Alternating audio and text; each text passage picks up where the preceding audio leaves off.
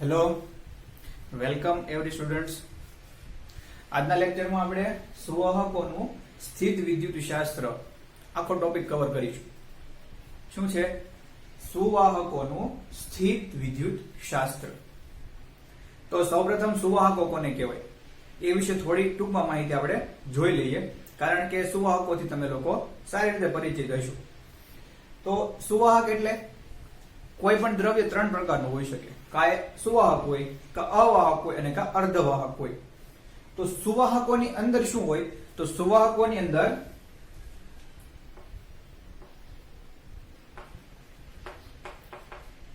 વિદ્યુત વહન થાય છે. તો વિદ્યુત વહન શા માટે થાય છે? તો તેની અંદર મુક્ત ઇલેક્ટ્રોન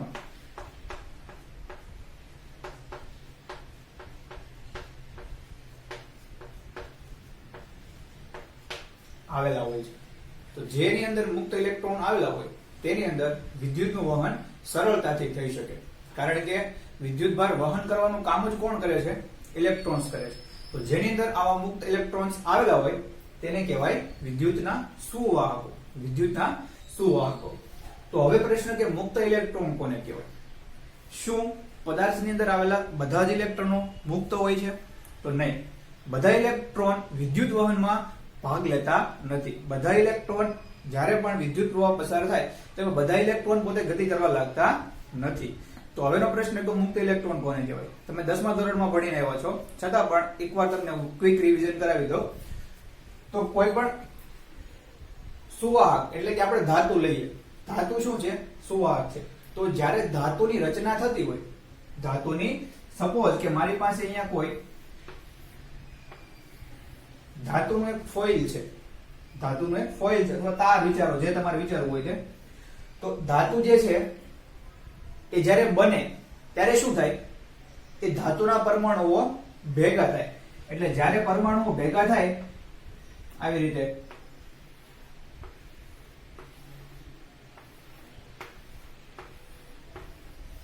તો દરેક પરમાણુની અંદર એક પોઝિટિવ એવું ન્યુક્લિયસ હોય અને આ ન્યુક્લિયસની આસપાસ જુદી જુદી કક્ષાઓમાં ઇલેક્ટ્રોન શું કરતા હોય? પરિભ્રમણ કરતા હોય. તો અહીંયા એ બધી કક્ષાઓ દર્શાવતો નથી. ફક્ત માની લો કે આ જે કક્ષા છે એ દરેક પરમાણુની બાહ્યતમ કક્ષા છે, જેને વેલેન્સ શેલ કહેવામાં આવે છે. શું કહેવાય? વેલેન્સ શેલ, સંયોજકતા કક્ષા, સૌથી બહારની કક્ષા. તો સૌથી બહારની કક્ષામાં કઈ ઇલેક્ટ્રોન હશે? સપોઝ કે આ લોખંડ છે, તો બાહ્ય કક્ષામાં કેટલા હશે ઇલેક્ટ્રોન? 3 ઇલેક્ટ્રોન હોય. ફેરસ,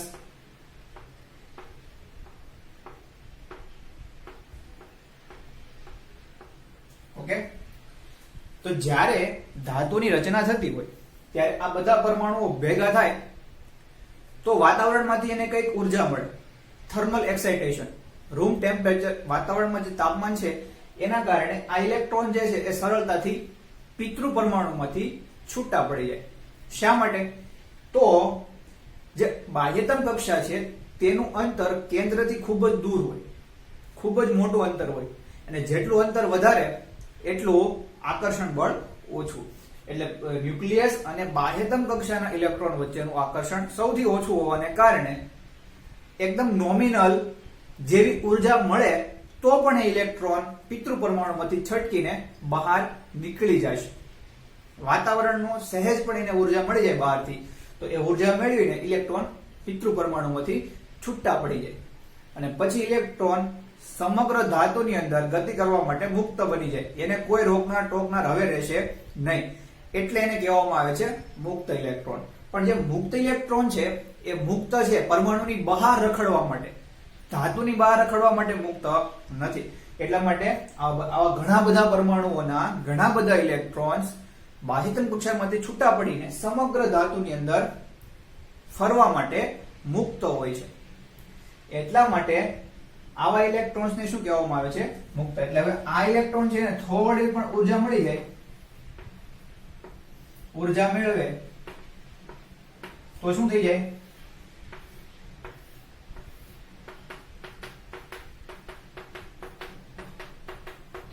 હવે આ રીતે દર્શાવું છું ન્યુક્લિયસ, અને આ બધા ઇલેક્ટ્રોન શું કરશે હવે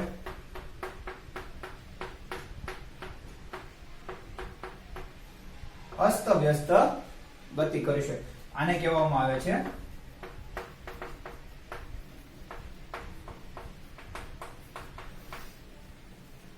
મુક્ત ઇલેક્ટ્રોન. એટલે કોઈ પણ સુવાહક હોય એની અંદર આવા મુક્ત ઇલેક્ટ્રોન વિશેષ પ્રમાણમાં આવેલા હોય.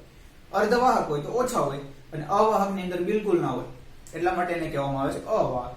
અને આવા મુક્ત ઇલેક્ટ્રોનને કારણે જ આવા પદાર્થોની અંદર વિદ્યુત પ્રવાહનું વહન થઈ શકે છે. એટલે વિદ્યુત વહન માટે આવા મુક્ત ઇલેક્ટ્રોન જવાબદાર હોય છે. ક્લિયર છે મુક્ત ઇલેક્ટ્રોનનો કન્સેપ્ટ? ઓકે, તો આપણે વાત છે સુવાહકોનું સ્થિત વિદ્યુત શાસ્ત્ર, એના અમુક મુદ્દાઓને ડિસ્કસ કરવાનું ચાલુ કરીએ એ પહેલા આપણે સુવાહકો વિશે ખબર હોવી જરૂરી હતી, એટલા માટે આપણે સુવાહકોનો કન્સેપ્ટ ક્લિયર કરેલો છે. હવે પછી નેક્સ્ટ પ્રશ્ન એવો છે કે આ જે સુવાહક છે, સુવાહક તરીકે તમે કોઈ પણ આકારની ધાતુ લઈ શકો, ગોળ ધાતુ લઈ શકો, પતરું લઈ શકો, તાર લઈ શકો, એક્સેટ્રા કોઈ પણ સુવાહક લઈ શકો. હવે આપણને એવું કીધું છે કે જો કોઈ સુવાહકને આપણે બાહ્ય વિદ્યુત ક્ષેત્રની અંદર મૂકીએ, બાહ્ય વિદ્યુત ક્ષેત્રની અંદર મૂકીએ તો શું થાય? તો પોઈન્ટ આ છે સુવાહકોનું સ્થિત વિદ્યુત શાસ્ત્ર. એની અંદર આપણને પેટા પ્રશ્ન એવો છે કે જો કોઈ પણ ધાતુ કે સુવાહકને વિદ્યુત ક્ષેત્રમાં મૂકવામાં આવે તો તેના પર શું અસર થાય? તો હવે આના પછી આપણે એ ડિસ્કસ કરીએ. ઓકે, તો બાહ્ય વિદ્યુત ક્ષેત્રમાં ધાતુને મૂકતા ધાતુ પર શું અસર થશે એવો પ્રશ્ન આપણને પૂછેલો છે. તો સૌપ્રથમ તો શું કરવું પડે? બાહ્ય વિદ્યુત ક્ષેત્ર આપણે ક્રિએટ કરવું પડે. તો વિદ્યુત ક્ષેત્ર ક્રિએટ કોણ કરે? વિદ્યુતભાર. તો અહીંયા વિદ્યુતભાર ઉત્પન્ન કરવા માટે મેં બે પ્લેટ લીધી છે, એક ધન વિદ્યુત ભારિત પ્લેટ અને બીજી ઋણ વિદ્યુત ભારિત પ્લેટ. એક ધન વિદ્યુત ભારિત પ્લેટ અને બીજી ઋણ વિદ્યુત ભારિત પ્લેટ. તો વિદ્યુત ક્ષેત્ર કઈ બાજુથી કઈ બાજુ હોય? ધન થી ઋણ તરફ.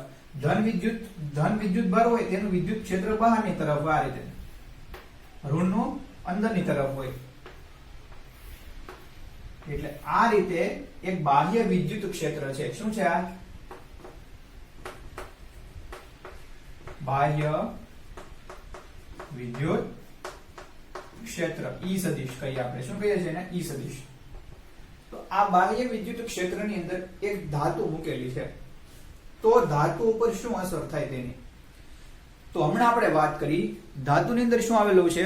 મુક્ત ઇલેક્ટ્રોન આવેલા છે. તો મુક્ત ઇલેક્ટ્રોન છે એ ધાતુની અંદર રહેલા છે અને ધાતુને આપણે ક્યાં મૂકી? વિદ્યુત ક્ષેત્રની અંદર મૂકી. તો વિદ્યુત ક્ષેત્ર શું કરશે? વિદ્યુત ભાર પર બળ લગાવશે. તો ઇલેક્ટ્રોન જે છે એ કઈ બાજુ જશે મને કહો?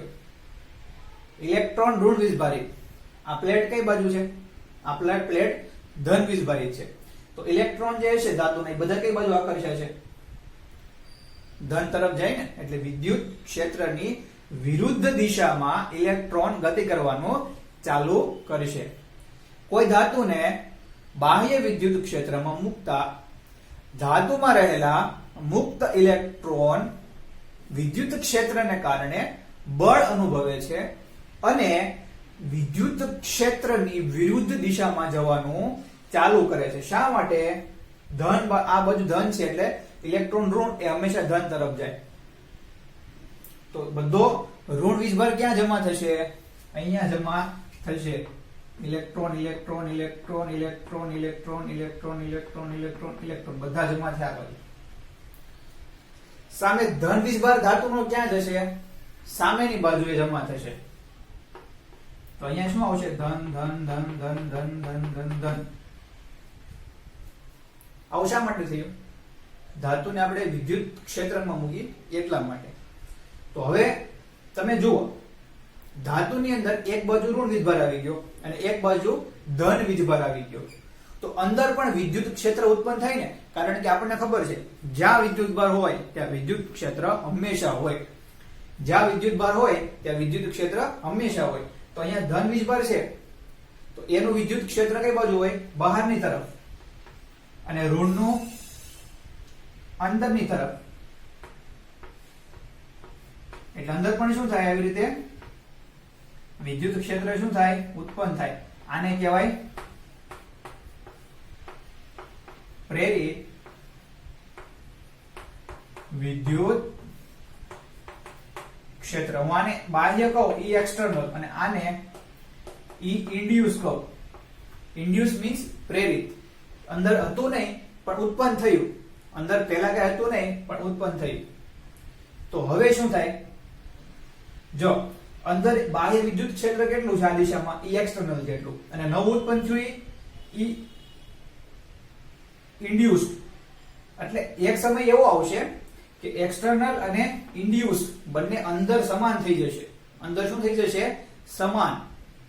એટલે જ્યારે ઈ એક્સટર્નલ બરાબર ઈ ઇન્ડ્યુસ થાય ત્યારે અંદર શું થઈ જાય? બંને એકાબીજાની અસરને શું કરી નાખે? નાબૂદ કરી નાખે. ત્યારે ધાતુની અંદર નેટ વિદ્યુત ક્ષેત્ર કેટલું થશે? 0. ચોખ્ખું કોઈ વિદ્યુત ક્ષેત્ર ધાતુની અંદર પછી રહેશે નહીં. કારણ કે બાહ્ય આ બાજુ અંદર નવું ઉત્પન્ન થયું આ બાજુ સમાન મૂલ્યનું વિરુદ્ધ દિશાનું પરિણામી વિદ્યુત ક્ષેત્ર અંદરની બાજુ કેટલું થશે? 0. તો અસર સમજાઈ ગઈ? શું આપણે વાત કરતા હતા કે બાહ્ય વિદ્યુત ક્ષેત્રમાં ધાતુને મૂકતા થતી અસર. શું અસર થાય? આપણે હમણાં બધું જોઈ લીધું. ફાઇનલી કોન્ક્લુઝન શું નીકળે? અંદરની બાજુ વિદ્યુત ક્ષેત્ર હંમેશા 0 થઈ જાય. ક્લિયર છે? તો આ હતી બાહ્ય વિદ્યુત ક્ષેત્રમાં ધાતુને મૂકતા થતી અસર. ઓકે, નેક્સ્ટ ક્વેશ્ચન છે સ્થિત વિદ્યુત શાસ્ત્રને લગતા સુવાહકોના અગત્યના પરિણામો. વન બાય વન દરેક પરિણામ આપણે જોઈશું અને એને પ્રૂવ કરવાનો છે. આપણે કોઈ પણ વિધાન લખીશું આપણે તો એવું શા માટે છે એ આપણે પ્રૂવ કરવું પડશે. તો સ્થિત વિદ્યુત શાસ્ત્રને લગતા સુવાહકોના અગત્યનું પહેલું પરિણામ છે સુવાહકના અંદરના ભાગમાં સ્થિત વિદ્યુત ક્ષેત્ર 0 હોય છે. શું કીધું? કે ગમે ત્યારે કોઈ પણ સુવાહક લઈ લો તેની અંદર કોઈ વિદ્યુત ક્ષેત્ર હોતું નથી. તો દરેક સંભાવના આપણે ચકાસી. જ્યારે કોઈ આપણી પાસે સુવાહક હોય તેની ઉપર કોઈ ચોખ્ખો વિદ્યુતભાર હોય નહીં. એટલે ક્ષેત્ર કેવું થઈ જાય? 0. કારણ કે જો વિદ્યુતભાર હોય તો ક્ષેત્ર મળે. નોર્મલ કન્ડિશનમાં દરેક પરમાણુ હંમેશા તટસ્થ હોય, આપણને ખબર છે. નોર્મલી દરેક પરમાણુ કેવો હોય? તટસ્થ. કારણ કે જેટલા પ્રોટોન હોય એટલા ઇલેક્ટ્રોન હોય, એટલે એકબીજાની અસરને નાબૂદ કરી નાખે. એટલે નોર્મલ કન્ડિશનમાં તો કોઈ વિદ્યુતભાર જ ન હોય તો કોઈ ક્ષેત્ર હોવાનું નથી. આ તો એક ખબર પડી ગઈ આપણને. હવે ધારો કે કોઈ ધાતુને આપણે વિદ્યુત ભારિત કરીએ છીએ, એનો મતલબ કે બહારથી કોઈ વધારાનો વિદ્યુતભાર આપણે એના પર એડ કરીએ છીએ. શું કરીએ છીએ? વધારાનો વિદ્યુતભાર તેના પર એડ કરીએ છીએ. તો એક વસ્તુ તમારે હંમેશા યાદ રાખવાની કે બહારથી જો કોઈ વિદ્યુતભાર એડ કરવામાં આવે, ધન કે ઋણ, તો એ વિદ્યુતભાર હંમેશા એની સપાટી પર ફેલાઈ જાય છે, અંદર જતો નથી. અગત્યનું પરિણામ યાદ રાખજો. જ્યારે પણ ધાતુને બહારથી કોઈ વિદ્યુતભાર આપવામાં આવે છે, વિદ્યુત ભારિત કરવામાં આવે છે, ત્યારે વિદ્યુતભાર સપાટી ઉપર ફેલાય. હંમેશા સપાટી ઉપર જ ફેલાઈ જાય વિદ્યુતભાર. અંદર વિદ્યુતભાર જતો નથી. તો વિદ્યુતભાર અંદર જતો જ નથી, અંદર વિદ્યુતભાર છે જ નહીં, તો વિદ્યુત ક્ષેત્ર ક્યાંથી મળવાનું? મફતમાં વિદ્યુત ક્ષેત્ર મળે નહીં. વિદ્યુત ભારને કારણે જ વિદ્યુત ક્ષેત્ર મળે. તો અંદર વિદ્યુત ભાર જતો જ નથી, તો વિદ્યુત ક્ષેત્ર 0 થઈ જાય. ત્રીજી કન્ડિશન, જો આપણે ધાતુને વિદ્યુત ક્ષેત્રમાં મૂકીએ તો હમણાં જોયું આપણે, એક બાજુ ઋણ જાય, એક બાજુ ધન જાય, અંદર વિદ્યુત ક્ષેત્ર પ્રેરિત થાય, એક્સટર્નલ બરાબર ઇન્ડ્યુસ, અંદર વિદ્યુત ક્ષેત્ર 0. તો ત્રણ કન્ડિશનમાં અંદર તો કોઈ વિદ્યુત ક્ષેત્ર હોતું નથી. એટલે સુવાહકની અંદરના ભાગમાં સ્થિત વિદ્યુત ક્ષેત્ર 0 હોય છે. શા માટે? તો તમે અહીંયા કોઈ સુવાહક ધારો, આવો સુવાહક છે, સુવાહક, તો અંદર આપણે ક્યુ નહીં લખીએ, સપાટી છે ને સપાટી, એટલે આપણે સિગ્મા લખીશું. Sigma is equal to 0. એટલે સિગ્મા એક પ્રકારનો વિદ્યુત ભાર જ છે, પણ સપાટી પર ફેલાયેલો. આપણને ખબર છે સિગ્મા શું છે? વિદ્યુત ભારની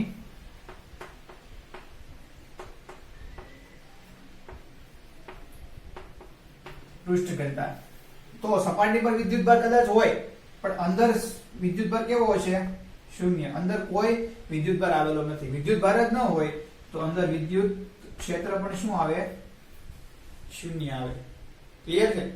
કદાચ હું બહારથી વિદ્યુત ભાર આપું તો એ વિદ્યુત ભાર ક્યાં ફેલાઈ જશે? ઋણ હોય તો એ રીતે, ધન હોય તો એ રીતે ફેલાશે.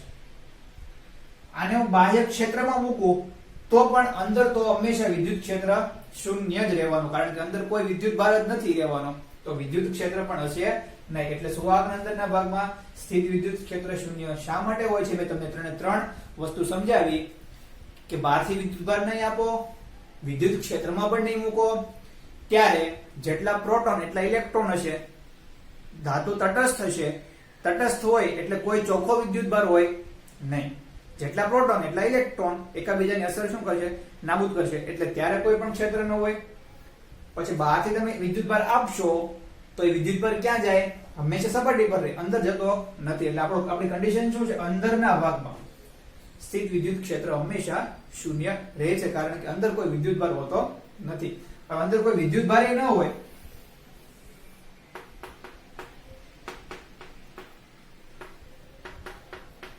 અંદર કોઈ વિદ્યુત ભાર નથી એટલે કોઈ વિદ્યુત ક્ષેત્ર નથી. વિદ્યુત ક્ષેત્ર ન હોય એટલે અંદર આપણે કોઈ વિદ્યુત ભારને લઈ જવો હોય તો કઈ કાર્ય કરવું પડે નહીં. એટલે કે આને આપણે V0 કહીએ, સપાટી પરનું સ્થિતિમાન.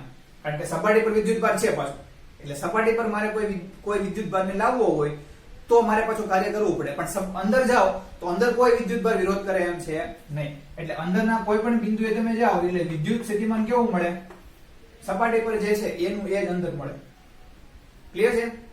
સિરીઝમાં યાદ રાખશો તો ઈઝીલી સમજાશે. આપણે પહેલા મુદ્દાને ન્યાય આપી દીધો. ઓકે, નેક્સ્ટ પરિણામ શું છે? વિદ્યુત ભારિત સુવાહકની સપાટી પર વિદ્યુત ક્ષેત્ર સપાટીને દરેક બિંદુએ લંબ હોય છે. શું કીધું છે? પહેલા તો આપણે સુવાહક ધારીએ કોઈ પણ આકારનો, યાદચ્છિક આકારનો વિદ્યુત ભારિત છે તો બે રીતે વિદ્યુત ભારિત હોય છે. કે માનો કે આ બાજુ ઋણ વિદ્યુત ભાર છે અને આ બાજુ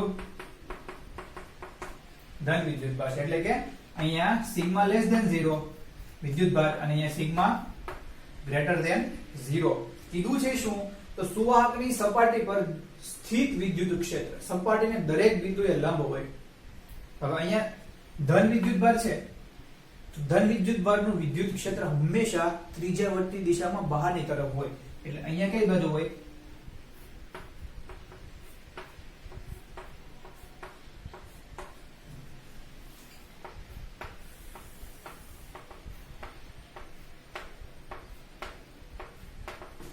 એટલે હંમેશા કેવી રીતે હોવું જોઈએ? ખૂણો કેટલાનો બનવો જોઈએ? સપાટી સાથે લંબ રૂપે જ હોવું જોઈએ હંમેશા. શા માટે? ત્રાસુ ન ચાલે. તો જો વિદ્યુત ક્ષેત્ર સપોઝ કે અહીંયા ધન વિદ્યુત ભાર છે હોવું જોઈએ આ બાજુ, પણ સપોઝ કે ત્રાસુ હોય આવી રીતે,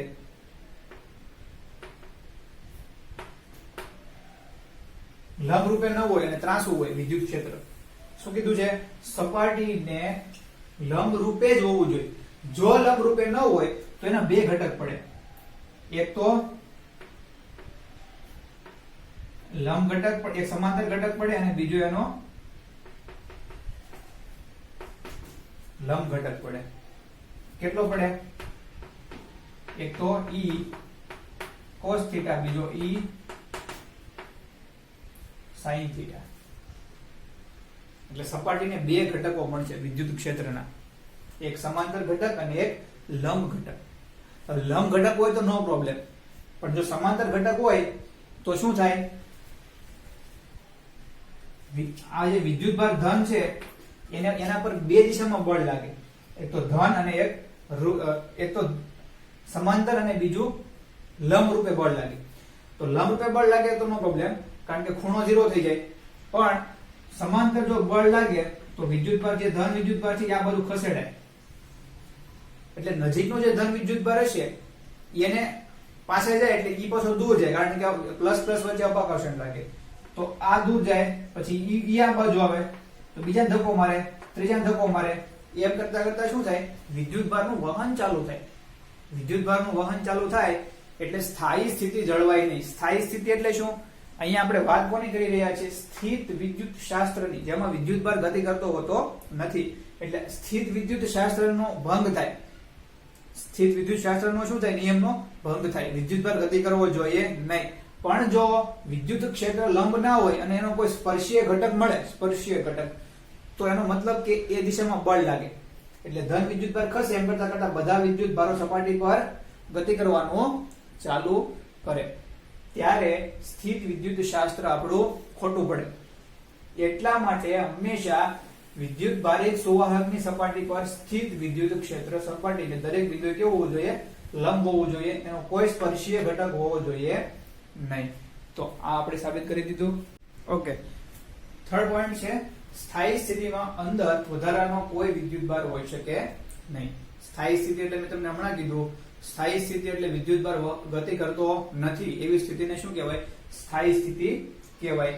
આવી સ્થિતિમાં અંદર વધારાનો કોઈ વિદ્યુતભાર હોય નહીં, એટલે Q બરાબર 0 સાબિત કરવાનું છે આપણે. તો ધાતુ વિચારી લો આવી રીતે, જે પણ વિદ્યુતભાર છે એ બધો સપાટી પર છે, અંદર કાંઈ વિદ્યુતભાર છે નહીં, એવું આપણે સાબિત કરવાનું છે. તો આપણને એક વસ્તુની ખબર છે, E બરાબર 0. પહેલો મુદ્દો, ધાતુની સુવાહકની અંદર ના અંદરની બાજુએ વિદ્યુત ક્ષેત્ર હંમેશા કેવું હોય? શૂન્ય હોય. બસ, હવે કઈ નહીં કરવાનું. અંદર તમે કોઈ એક ગૌસિયન પૃષ્ઠ વિચારી લો.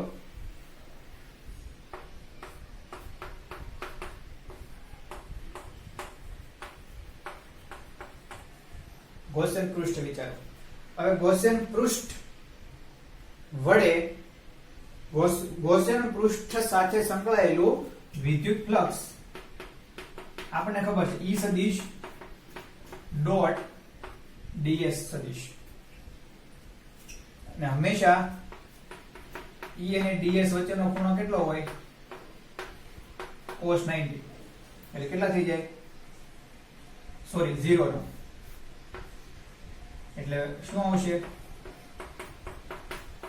E into ds. આટલું ફ્લક્સ છે. પણ ગૌસનો નિયમ એવું કહે છે કે flux is equal to q by epsilon naught is equal to E ds. પણ તમે જોઈ શકો છો કે ગૌસિયન પૃષ્ઠની અંદર વિદ્યુત ક્ષેત્ર કેવું છે? શૂન્ય છે. તો અહીંયા શું મૂકવાનું? શૂન્ય. તો 0 ગુણ્યા ds શૂન્ય. તો q by epsilon naught is equal to શૂન્ય. q is equal to 0. છે ને? Very easy. ફ્લક્સ ની વ્યાખ્યા પરથી આપણે પ્રૂવ કરી દીધું કે અંદર કોઈ વિદ્યુત ક્ષેત્ર નથી તો અંદર કોઈ ફ્લક્સ જ નથી, અને ફ્લક્સ જ નથી તો આ સૂત્ર મુજબ E0 તો q is equal to q by epsilon naught is equal to 0, તો q is equal to 0. તો સ્થાયી સ્થિતિમાં અંદર વધારાનો કોઈ વિદ્યુતભાર હોઈ શકે નહીં. ફોર્થ પોઈન્ટ છે સુવાહકના સમગ્ર કદમાં સ્થિત વિદ્યુત સ્થિતિમાન અચળ હોય છે અને અંદરના ભાગમાં તેનું મૂલ્ય સપાટી પરના મૂલ્ય જેટલું હોય છે. તો સપોઝ કે કોઈ વિદ્યુતભાર Q છે એને મારે અનંત અંતરેથી સપાટી પર લાવવો છે. તો અહીંયા તમે જુઓ સપાટી પર વિદ્યુતભાર હાજર છે, એટલે વિરોધ કરવા માટે એના પર મારે કંઈક કાર્ય કરવું પડે, અને એનું શું કહેવાય? અહીંયા લાવવા માટે કરવું પડતું કાર્ય એનું સ્થિતિમાન કહેવાય. એને હું V0 કહું. V0 એટલે સપાટી પરનું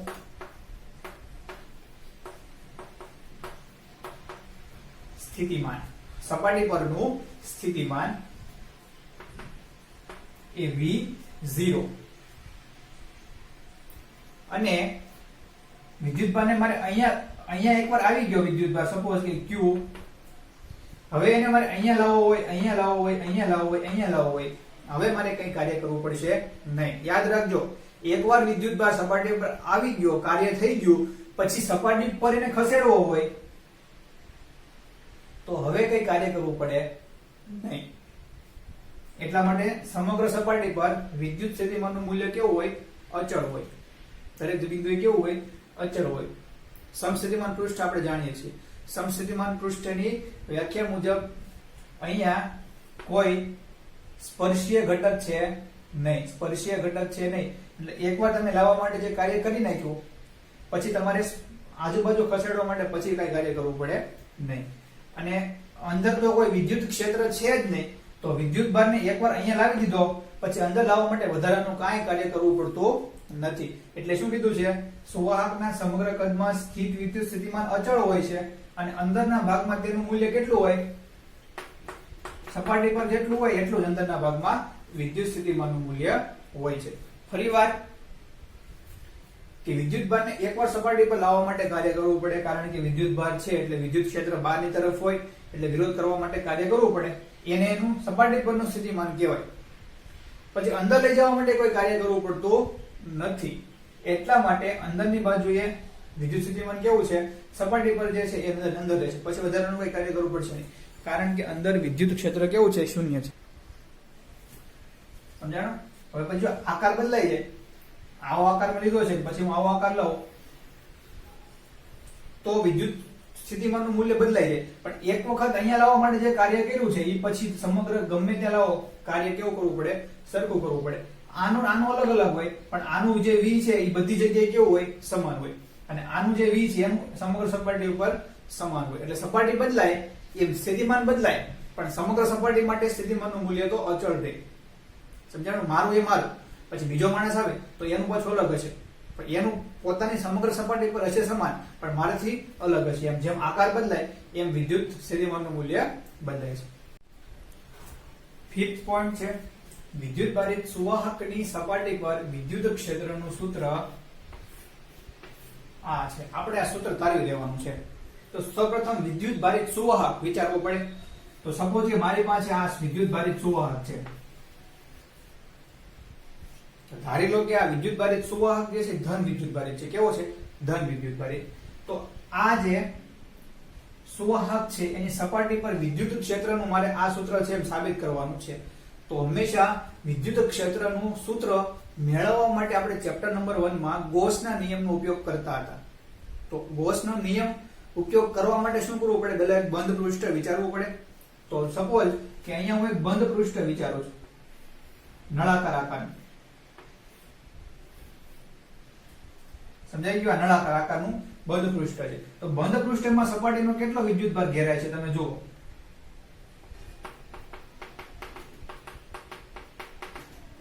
ધારો કે આટલી સપાટી છે એ નળાકારની અંદર આવે છે. હવે અંદર તો કોઈ વિદ્યુત ક્ષેત્ર છે નહીં. આ નળાકારને પીલ બોક્સ કહેવાય. શું કહેવાય? આટલું ક્લિયર? બંધ પૃષ્ઠ.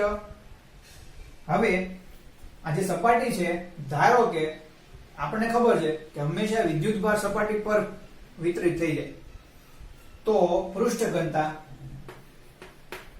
વિદ્યુત ભારની પૃષ્ઠ ઘનતા સિગ્મા બરાબર q બાય, આપણે એરિયાને s કહીએ તો q બાય s.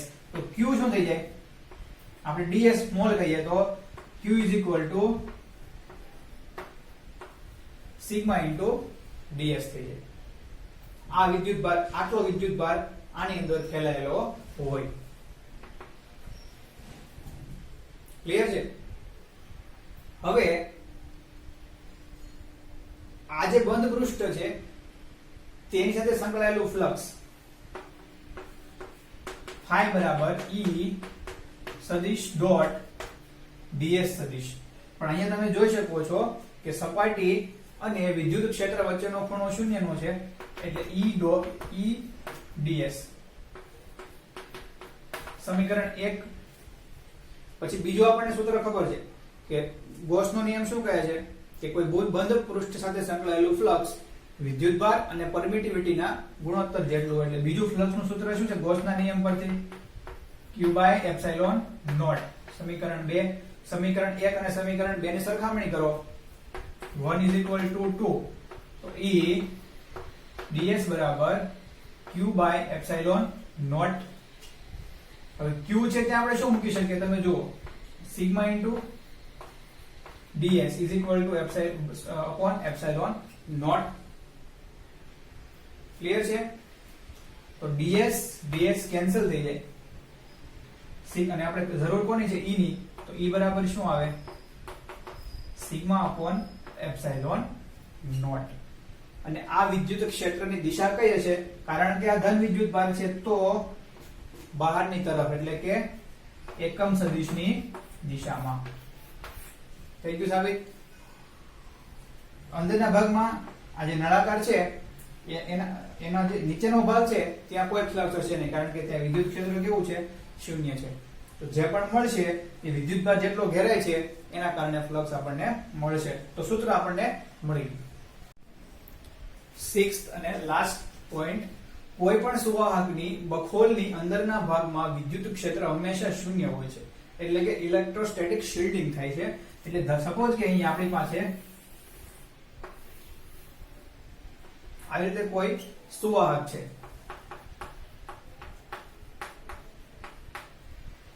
તો હવે આના પર ગમે તેટલો વિદ્યુતભાર નાખવામાં આવે, બહારથી ગમે તેટલો વિદ્યુતભાર એડ કરવામાં આવે, તો વિદ્યુતભાર હંમેશા ક્યાં રહે છે? સપાટી પર રહે છે. હંમેશા વિદ્યુતભાર સપાટી પર જ રહે, એટલે અંદર કોઈ વિદ્યુતભાર નથી. ક્લિયર છે? એનો મતલબ કે અંદર વિદ્યુતભાર હંમેશા કેવો રહેશે? શૂન્ય રહેશે. પછી તમે આ જે સુવાહક છે તેને તમે વિદ્યુત ક્ષેત્રમાં મૂકશો, બાહ્ય વિદ્યુત ક્ષેત્રમાં, તો પણ એની અંદરના ભાગમાં તો વિદ્યુત ક્ષેત્ર પણ કેવું રહેવાનું છે? શૂન્ય રહેવાનું છે. ક્લિયર છે? એટલા માટે અંદર સ્થિતિમાન પણ કેવું છે? સપાટી પર હશે તેટલું સ્થિતિમાન અંદર હશે. ઇન શોર્ટ, અંદર કોઈ પણ પ્રકારનો વિદ્યુતભાર નથી, એટલે કોઈ પણ પ્રકારનું વિદ્યુત ક્ષેત્ર પણ હશે નહીં. એટલે શું કીધું છે કે કોઈ પણ સુવાહકની બખોલની અંદરના ભાગમાં વિદ્યુત ક્ષેત્ર શૂન્ય હોય છે, એટલે કે ઇલેક્ટ્રોસ્ટેટિક શિલ્ડિંગ થાય છે. ઇલેક્ટ્રોસ્ટેટિક શિલ્ડિંગ એટલે શું? તમે બહાર કંઈ પણ કરો, વિદ્યુતભાર એડ કરો, ધાતુને પકડીને તમે વિદ્યુત ક્ષેત્રમાં મૂકી દો, છતાં પણ બધી જ વિદ્યુત અસરથી બખોલ સુરક્ષિત રહે છે. બહાર થતી કોઈ પણ વિદ્યુત હિલચાલ થી અંદરની બખોલને કાંઈ ફરક પડતો નથી, એને કાંઈ ખબર પડતી નથી, એની અંદર કોઈ વિદ્યુત ક્ષેત્ર હોતું નથી. એટલા માટે આ વસ્તુને શું કહેવામાં આવે છે? Electrostatic shielding. શિલ્ડિંગ એટલે એક પ્રકારનું રક્ષણ થાય છે, એને કોઈ ફરક પડતો અસર થતી નથી, એનું પર સુરક્ષા કવચ છે. એટલે ઇલેક્ટ્રોસ્ટેટિક શિલ્ડિંગ, આને ઇલેક્ટ્રોસ્ટેટિક શિલ્ડિંગ કહેવામાં. અંદર કોઈ વિદ્યુત ક્ષેત્ર હોતું નથી. આનું એક સૌથી સારામાં સારું ઉદાહરણ આપણા સિલેબસમાં છે કે જ્યારે વીજળી થતી હોય ત્યારે કારની અંદર તમારે સુરક્ષિત થવું હોય તો કારના દરવાજા લોક કરીને પોતાના પગ ઉપર લઈ લેવાના, સીટ પર બેસી જવાનું. એટલે કારની અંદરનો ભાગ જે છે એ બખોલ તરીકે વર્તે અને આસપાસની જે છે એ સપાટી છે. એટલે આસપાસ સપાટીમાં બહારથી ગમે તેટલો વિદ્યુતભાર આવે, કદાચ વીજળી પડે તો પણ બખોલ એનાથી સુરક્ષિત રહે છે. એટલે આપણે અંદર એકદમ બેસી જઈએ અને દરવાજા બંધ કરી દઈએ તો આપણે બખોલની અંદર બેઠા હોય એવું થાય. એટલે અંદર વિદ્યુત ક્ષેત્ર શૂન્ય, એટલે કદાચ બહારથી ગમે તેટલો વિદ્યુતભાર કાર પર પડશે છતાં અંદર કઈ અસર થશે નહીં. એટલે આ રીતે આપણે આકાશમાં થતી વીજળીથી બચી શકીએ છીએ. કયો સિદ્ધાંત છે? ઇલેક્ટ્રોસ્ટેટિક શિલ્ડિંગ નો સિદ્ધાંત. ક્લિયર છે? તો આજે આટલા સુધી રાખીશું આપણે. ઓકે.